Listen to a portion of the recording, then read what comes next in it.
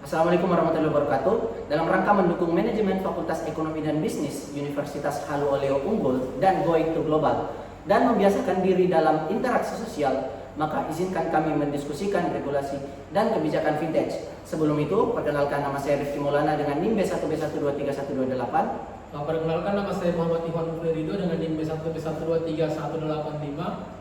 Dan perkenalkan, nama saya Muhammad Ilham Hidayat Mansur dengan NIM B1B1231186. Baik, saya akan bertanya kepada saudara Rifki. Kan di sini tuh kita belajar tentang sandbox. Bagaimana pemahaman Anda tentang konsep sandbox itu sendiri? Nah, jadi kalau kita ngomongin tentang perkembangan dunia vintage ini, teknologi keuangan yang makin pesat, tentu saja muncul satu pertanyaan besar. Bagaimana cara biar inovasi tetap jalan, tapi sistem keuangan tetap aman dan terlindungi. Nah, disinilah konsep regulatory sandbox berperan.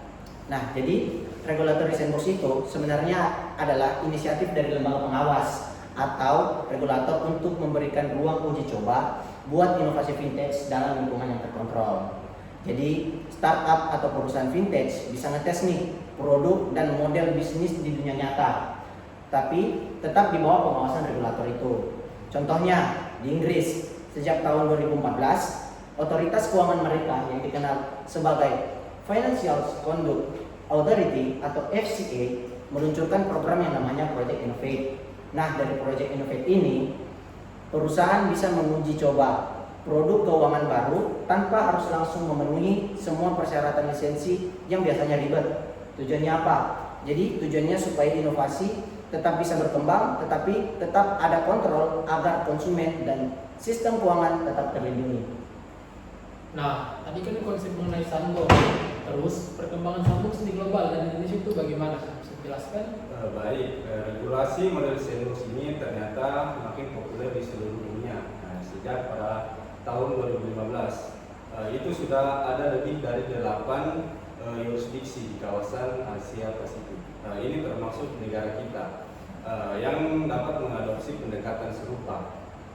Yang artinya regulator sekarang itu bukan cuma bertugas sebagai pengawas, tetapi juga berperan sebagai fasilitator inovasi yang proaktif. Terus kalau untuk peran tambahan regulator itu bagaimana?